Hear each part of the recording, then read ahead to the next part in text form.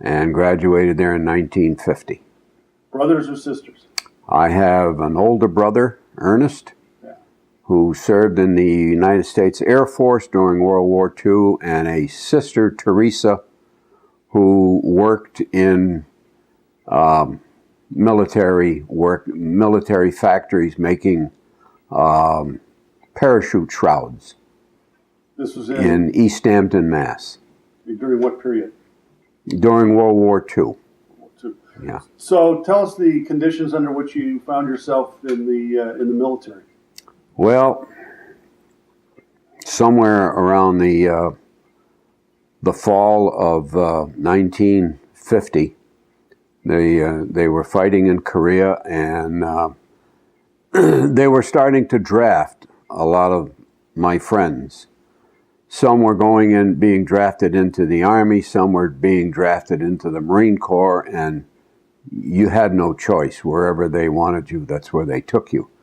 And I didn't want to get drafted. I wanted to have my choice. So I got together with my friends, and several of us decided we'd all go in the Navy. Now tell us the truth. You convinced these friends to go in the Navy. So wasn't that the case? I was influential in their decision. Yeah. All right. Tell us a little bit about how that happened, because I don't think that was unusual for a beginning of a war for a group of guys to go in. Well, we used to sit around and chew the fat and decided that maybe it was the thing to do, was to go into the military. And I'd already had 3 friends who'd gone into the Marine Corps, and I told the other guys I didn't really want to go in the Marine Corps, so. Hold on a second. I'm going to turn the light on. Here. Can we turn that light on? Yeah. Let's turn that light on. There's some light on there. Okay, now have a seat. There we go. I like that. A lot better. Yeah. Okay, lot better. Okay, let's just pick it up about the situation about with your friends about going into the Marine Corps. Well, the 3 of our friends had either enlisted or got drafted into the Marine Corps, and we didn't want to take a chance on being drafted into the Marine Corps because we were under the impression that if you got drafted into the Marine Corps, you weren't really treated like a Marine. So we decided to join the Navy. And this was what year? And we went in on January 17th of 1951. Went to boot camp in Newport. I'm going to ask you about that in a minute. I'm curious, though, that period in American history where you have World War I from 41 to 45, and then World War II. I'm sorry, World War II. You're right, World War II in that period, and then shortly thereafter, within 5-6 years, you have another major conflict, and you had a brother and a sister that worked connected into the military. What was that like? I'm curious. What was it like being, whatever you were, 16, 17 years old, whatever it was at the time, living during that period when you were living basically in a period of a state of war for much of that? Well, when World War II started on December 7th, I was 10 years old. And when the war ended in 46, I was almost 15.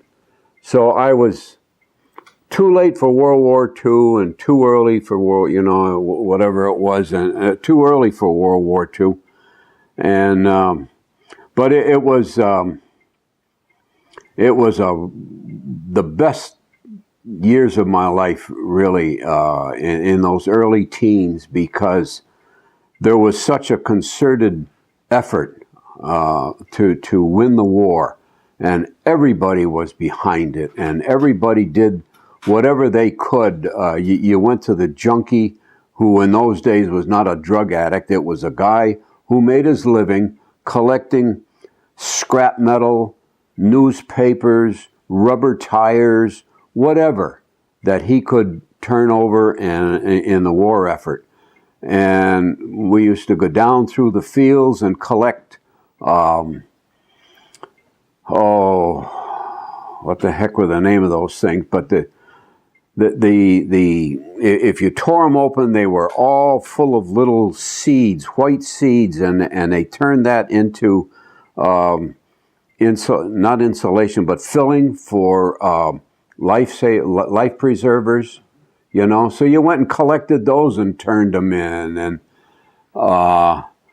you stood in line at a butter store to get your butter, and you stood in line at the meat market and gave your little coupons and your little red buttons to the guy to get hamburg or steak or whatever you could get, but it was exciting. It really was. Was there ever a period in time after that you can remember that even came close to that type of such a concerted effort, and where people really seemed to be motivated to be part of the cause? No. I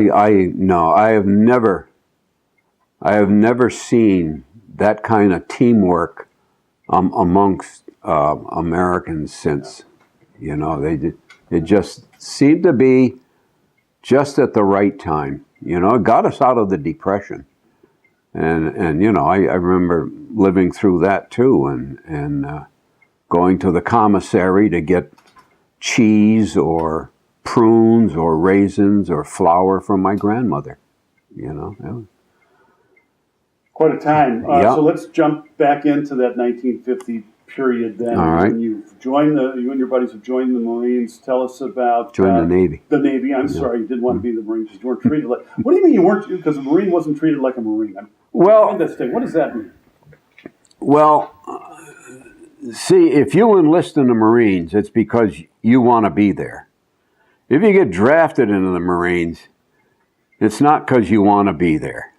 It's because it's going to be the shortest time that you have to serve. They only got drafted for 2 years. See, if you enlisted, you went in for 4. And you wanted to be there. You wanted to be a Marine. But if you got drafted, the guys who enlisted kind of look down their nose at these guys, their fellow, mates, whatever. So where you got into the Navy? Where did you go? Where was boot camp out of that? Well, I went to, I think it was about 12 weeks of boot camp in Newport, Rhode Island. And then just before you graduate, they call you in for an interview. And they want to know what you'd like your career to be in the Navy. And so I put down yeoman, and I put down electronics, to work with electronics. And the guy says to me, you got to put in 3. And I said, well, I don't really have it. He said, well, what did you do when you were a civilian? I said, well, I was going to college. And he said, what college did you go to? And I said, well, I spent 4 months at a pharmacy college. Oh, he says, a pharmacist. Number 3, pharmacy. That's the one I got because they were in great demand at the time. Now, pharmacists in the Navy are they're corpsmen. They train not to be a pharmacist, but they train to be a corpsman with the Marine Corps, which is where I eventually ended up. But I ended up going to Bainbridge, Maryland, which used to be a boot camp during World War II, but was now a hospital corps school, where for 3 months they trained us to be hospital corpsmen, to serve in hospitals all over the world, really. And then once I graduated from there, I went back to Newport Naval Hospital. And I served at the Newport Naval Hospital for about a year, maybe a tad over. And then from there, I got tired of well, it wasn't exciting enough, I guess. And you know, and when you're 19, you're looking for excitement. So I volunteered to the Fleet Marine Force and was transferred to Camp Lejeune in North Carolina, and put away my Navy clothes and got all Marine clothes and essentially a brand new sea bag. And for the next 2.5 years, I was a corpsman with the Marine Corps. Well, obvious question would be, how were you treated as a Marine, as a guy who came in through pharmacy in the Navy? I would say, you know, we were not Marines, but they recognized what we were and who we were, and they took pretty good care of us. Because, you know, we were going to be taking pretty good care of them. Yeah, it was good duty. I enjoyed it tremendously. There were, how can I say it? There were guys who didn't really care for corpsmen for some reason or other. And then there were others who were very, you know, very cordial to us, very friendly to us, who helped us out in different ways and made life a little bit easier for us. What was the biggest adjustment, reflecting back on it, that you go through? How old were you in 1950 when you went in then, roughly? In 51, I was 19. 19, okay. I was 19. What's the biggest adjustment that you had to make going into the military and going into, you know, boot camp? I mean, because that's just picking you right out. You know, you get picked right out of your family, your neighborhood, and boom, here you go with a bunch of guys in a strange world. Taking orders, for one thing, you know, especially taking orders from a female. And at the time, I was 19 years old, and I was stationed at the Naval Hospital in Newport. And I can remember giving Miss Evans a bad time, and finally she'd had enough of it, and just got me out in the hallway and ran me up one side and down the other. And I developed a much greater respect for women thanks to her. Yeah. I'm sure that wasn't you weren't the only male to have that experience. No. In the military at that point. Yeah. So you go then. When do you get shipped out? When do you ship out? To overseas? Yeah. Well,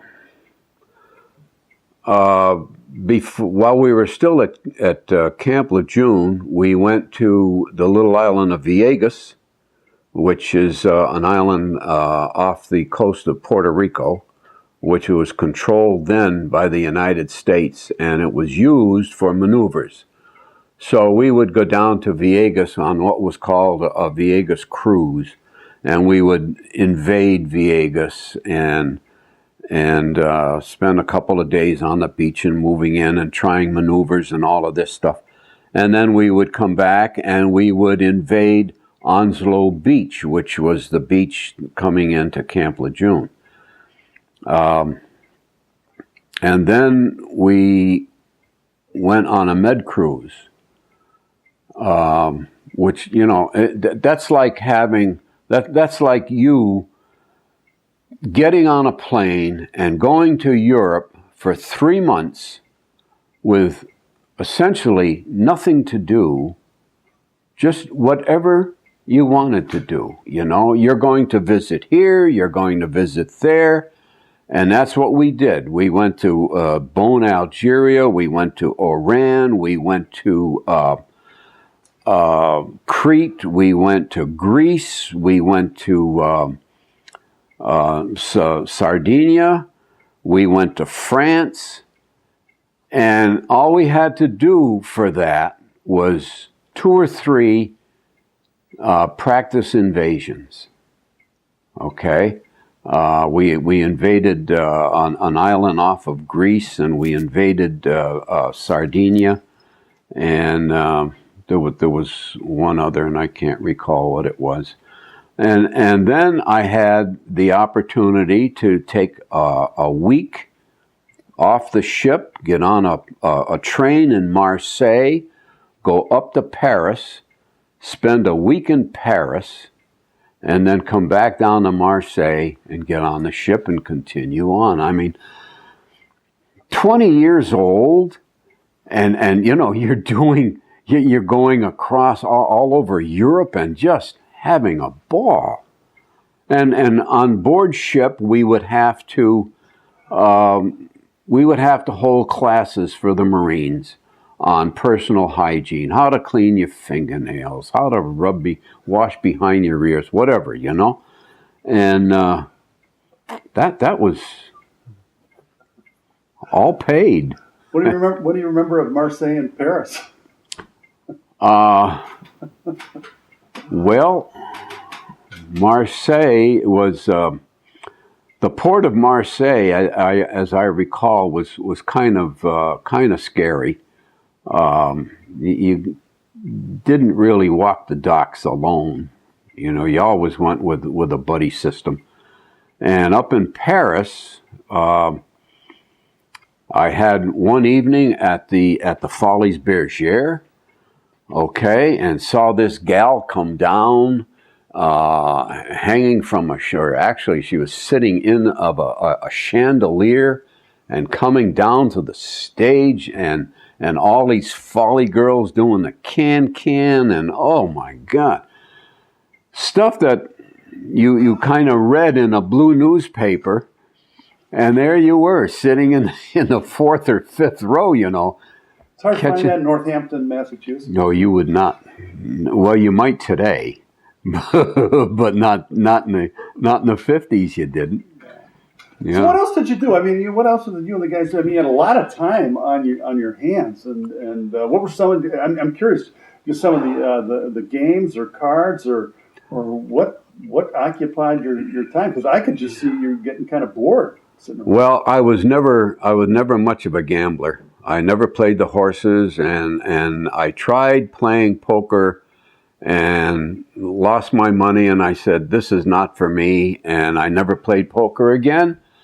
I had friends who would sit on board ship and play poker every night from maybe 9 o'clock until 6 o'clock in the morning, you know, 9 at night. They go right around, and you know, these were, at that time, for sailors, these were high-stake games. You know, there'd be anywhere from $1,200 to $1,800 in a pot. You know, and these guys would come back, and I mean, the money would be sticking out of their pockets. See, if they won, otherwise their pockets would be sticking out if they lost. See, so no, on board ship there was not much to do. Okay. We slept out on deck because down in the sleeping quarters, the cots were stacked 8 high, and in order to roll over, you had to go out into the companionway and come back in, you know, because the guy above you was pushing down, and you were pushing down on the guy below you, and every time the guy below you rolled over, his knee banged you in the back or something. But yeah, you got along. You got along. I was going to ask you. Let's see. I was going to ask you about just some other things. What was chow like? Food was. I never had trouble with food. I always enjoyed every meal that was put in front of me. But I recall back at the Newport Naval Hospital, Sunday evening meal, week after week after week, was exactly the same thing. Cold cuts. Okay? Cold cuts, bologna, sausage, cheese. Make yourself a sandwich and, take a hike. And at the time, I was working in the commissary for Chief Warrant Officer Finley. And we called him Finley the Chinese cook, but never to his face. I believe he was from Worcester, Mass., but I'm not sure. So one day I'm sitting in the office and I'm working on the menus, and I thought, if they cooked turkey and sliced it, and if they took some nice slabs of beef and cooked them and sliced them and put them out there as cold cuts, I wonder how much more that would be. So being mathematically inclined at the time, I put all the numbers together and I went in and saw the Chief Warrant Officer. And I said, Mr. Finley, I said, look at this. If we do this on a Sunday for evening meal, and it's only going to cost 1 cent per plate more. Can you imagine what it's going to do for morale in this whole hospital, So he took it under advisement and he did it. And after that, we started getting turkey, we started getting roast beef, ham, all you could eat, but you went in, made your sandwiches and left. And it was great, and guys were very happy about that. So that was one of your major contributions. So that was a contribution to the war effort, yeah. Take us then into Asia. When did you end up in Asia? I don't recall just exactly when it was, but it was in the it might have been around April of 53. Yeah, I think it was around April of 53, and I'm still in Lejeune. And I believe I was in 3rd Bat 3rd Marines, and they decided that they were going to move the whole battalion to Korea. We were going to go to the war. So we started by giving every Marine had to get 5 shots. So we set up a system whereby 2 people would stand here and a Marine would walk up between them and get hit on each shoulder, and then he'd take a couple of steps, 2 more would give him another, so that's 4 shots, and then he'd take 2 more steps and I'd be the 5th guy and I'd give him 1 and they were gone. And we'd take care of their shot records and all of this business.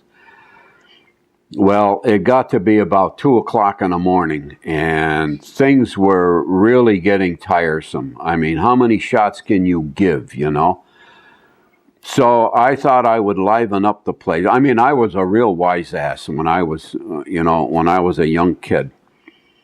And I thought I'd liven things up. So I took a 20 cc syringe, which had a triple grip plunger in it. And I took a spinal tap needle, which is about 6 inches long, and I wrapped it around a cotton swab and made a corkscrew out of it. And then I put this on the 20 cc syringe and I sucked it full of water.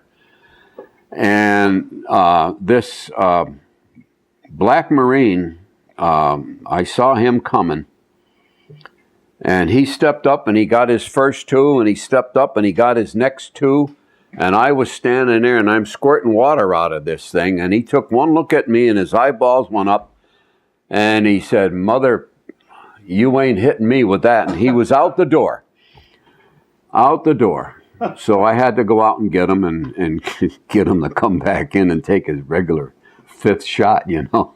But the place went nuts. Place went wild. I would just guess that the whole environment was conducive to trying to come up with some kind of stuff to do just to make yourself laugh. So we got on a troop ship. 5 days later, we were in Camp Pendleton. And we were in Tent City, my group. I was connected with the tank corps, and we got on board ship and headed for Korea, and this was, I believe, in the early part of August. You can get a more exact date if you go back on your history, but we got on board ship, and 3 days across the Pacific, they signed the armistice, which meant we weren't going to get shot at. Let's go. Let's go. You know, we're all ready to go now. And but instead of sending me to Korea, they diverted my ship to Japan. And I ended up spending about 11 months in Japan, right at the base of Mount Fuji, and in South Camp Fuji. Okay? Now, South Camp Fuji was right next to the little town of Numazu, Japan. And in Numazu was the White Snow Association, which was their version of the brothels, the hookers. So on Friday afternoons, it was my job, or usually, to stand at the gate, and as the servicemen, the Marines, and Navy personnel would walk out of the gate, I would hand them a pro kit, because I knew where most of them were going. A pro kit. A pro kit. Now, a pro kit is nothing more than a couple tubes of salve that you rubbed on your penis in order to prevent venereal disease. Okay? So I would hand these things out, and some guys would take them and fire them away. But always with me there on Friday afternoon was the priest. And he would say, you know, "Good afternoon, my son. Have a nice weekend. Enjoy yourself," and all of that. Now, if 4, 5, or 6 guys were heading toward the gate, I didn't worry. I didn't bother handing out pro kits, because they weren't going out to get laid. They were going to get drunk.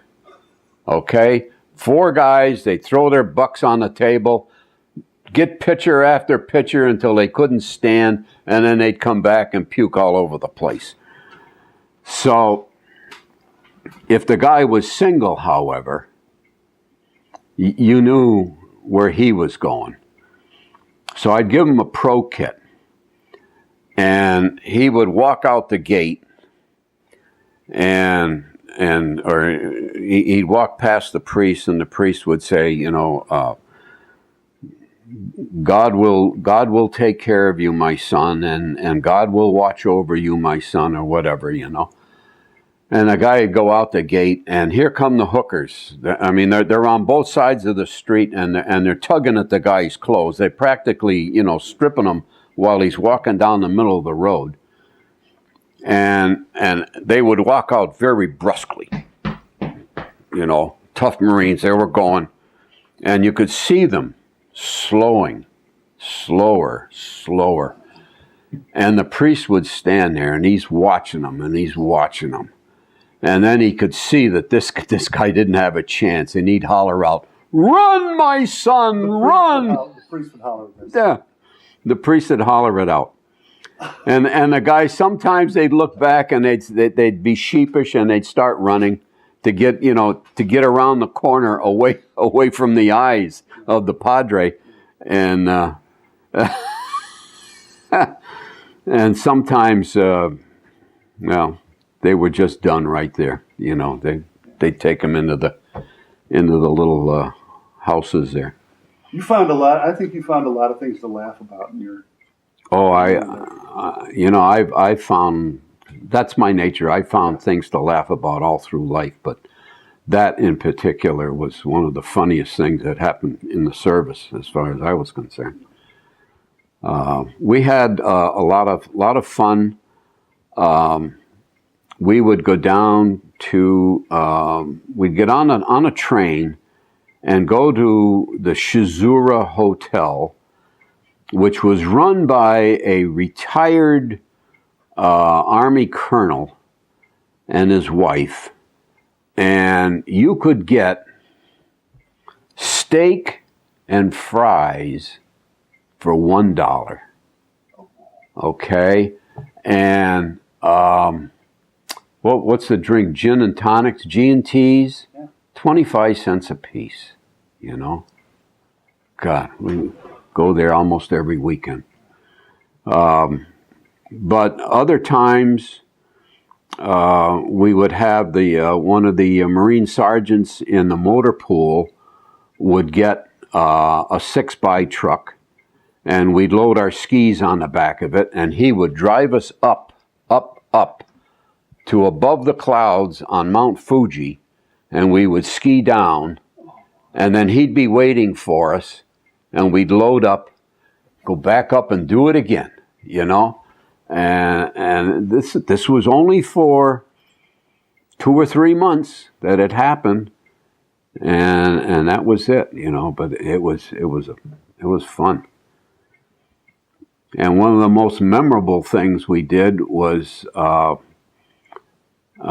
invasion of Iwo Jima, which was in 54. Yeah, the early part of 54. I think it was in March somewhere around in there. And we invaded Iwo Jima, and I got to see where one of the greatest battles that was ever fought happened.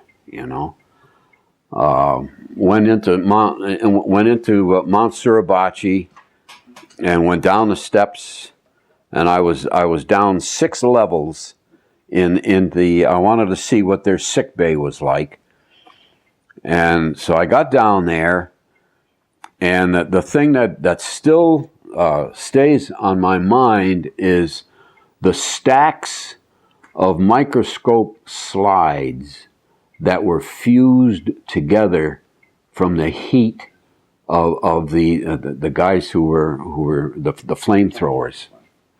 Wow, unbelievable. So, give you a sense of what it must have been like. Oh, no matter what side you were on. Yeah. I mean, that heat had to be unbelievable. Having seen that, how do you look when you look back? How do you feel about not actually having been in combat or ended up in Korea? In the fight. Tom, it's always been in the back of my mind as to whether I would have gone out there and tended to a guy with machine guns firing all around at him. I don't know. I don't think anybody knows until they're actually in that scene how they would react, what they would do. I mean, there are guys who would go out there and you know, get Purple Hearts, and they'd get Congressional Medals of Honor and whatever. And there are other guys who would crack up before they ever got to see the enemy. You know, I don't know. I don't know what I would have done, but I like to think that I would have done my job, you know, as best I could. The fact that I didn't have to, I don't regret that at all. Okay, I don't regret that. I don't think it makes me a coward or anything else, but I was one of the lucky ones. I got to get over there and see all this stuff and not get shot at. Whereas other guys got over there, and on the first day they were on their way back home, either in a bag or with parts missing or whatever. I don't know where the fairness is in all of this, but I was lucky, very lucky. So tell us about coming home then. What was that like? When did that happen? I headed back home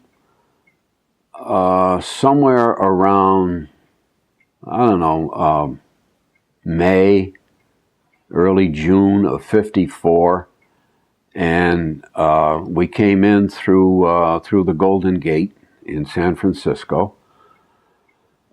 And my next assignment was out in 29 Palms. Now, 29 Palms is a tank base out in the southern end of the Mojave Desert. And I'll tell you, it is hot. And we did our maneuvers there from like 4 o'clock in the morning until 9. And after that, you couldn't be out there in a tank because, you know, you'd be like a fried egg. You'd get cooked. So everything was very, very early in the morning. And I remember I used to go into LA from there. It was about, as I recall, about a 3-hour ride, 2.5, 3-hour ride. And it turned out that the priest who was stationed there was a priest who had served in my parish in East Hampton, a young man, and I used to get rides in from him. Well, he never paid too much attention to speed limits, but he always had a St. Christopher medal up on the visor of his car, and he would he'd rub it about every 15 minutes, you know. Stay with me. And he'd get us in there in about 2 hours and a quarter, you know. And never got a ticket while I was with him. But What was it like going home? And back, you went back when you were discharged. When were you discharged? Do you remember? I was discharged on, I believe, December 12th of 1954, Okay. which gave me about a month shy of 4 years in the service. I came home.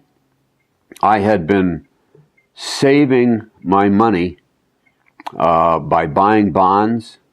I had a bond purchased every month that I was in the service. And when I got out of the service, I was going to cash in all my bonds and buy a brand new 1954 Pontiac Catalina Coupe. Okay? My brother and my father were waiting at Bradley Field when I flew in. And we walked out to the parking lot. And because back then they didn't have all these parking lots that you got around here now. And there was my car. They had gone down to the dealer and bought the car, you know, with my money.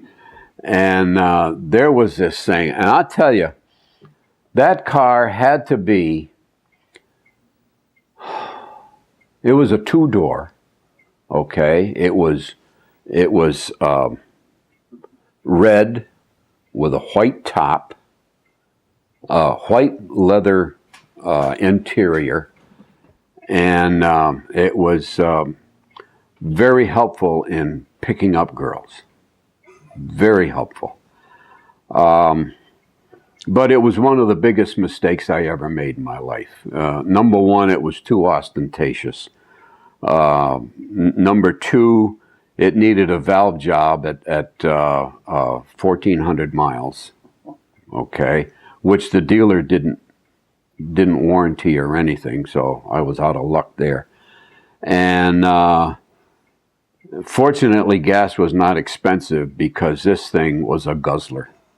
So it was not a good experience, and to do it over again, I'd have bought a nice Chevy. You and your wife, Charlotte, you had kids? You have kids, grandkids? Oh, yeah, we have a few of each. I have 3 daughters and a son. They're all either between 49 and 54 years old. I've been a parent for some 220 years if you add them all up together. Together, we have 14 grandchildren, 7 grandsons, 7 granddaughters, and we have 3 great-grandchildren. Have any of them, any in the lineage, ever shown interest in your wartime experience? Just Mary. My daughter Mary is, what are they called? That look in the family. Genealogy. Genealogy. She's Right. very, very much into genealogy and has me back to Normandy in France to relation. Generations ago. Yeah, Joe, way back. Yeah. And so she's always after me to write down my memoirs, and when I get a copy of this, I'm just going to give it to her, and she can have it. The rest of them, no, they were never too interested in, what did you do during the war, Daddy? None of them ever went in the service. So as you look at your life then, at this point, Phil, where does those roughly 5 years or so, the wartime experience, where does that fit in terms of how you look at the events of your life? Well, those 4 years were a maturation period. I grew up a lot in those 4 years and still had a long way to go, unfortunately. But looking back, those are 4 years that I wouldn't trade for anything. The people I met, the experiences I had, the places I went to, I've never been able to do that since. Okay, and I've never thought that the government owed me anything for those 4 years. Okay, it was just part of my job of being a citizen in this country, and so I went and I served. I did take advantage of the GI Bill. And I'm very glad I did, because I went to the University of Massachusetts and got my degree, and I went,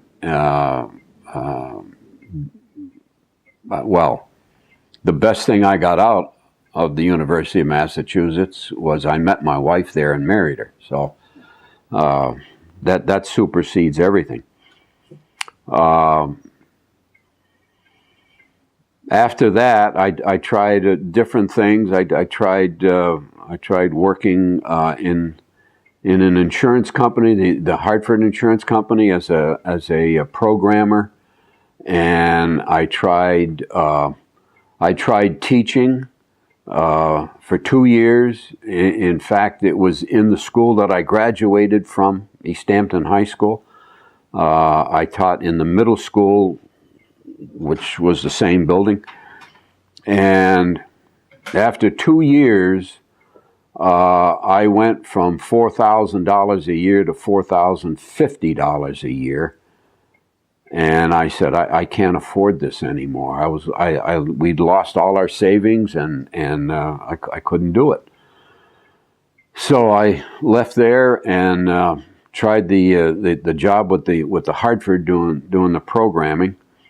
And then after about a year and a half, I heard the school bells ringing again, and I thought, I got to look into this again. So I looked into it in Hartford. And I taught in Hartford for 5 years, and then I taught in Granby, Connecticut High School for 21. And then I retired. I've been retired 20 years. We should ask you if you taught pharmacy.